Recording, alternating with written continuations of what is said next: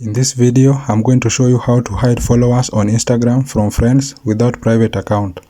Now, watch the video to the very end so that you do not make any mistake. Now open Instagram, then click on your profile icon on the bottom right corner, then click on your followers. Then you can choose any of the followers that you want to hide and go to his or her profile. Then click on those three dots on the top right corner. Then just click restrict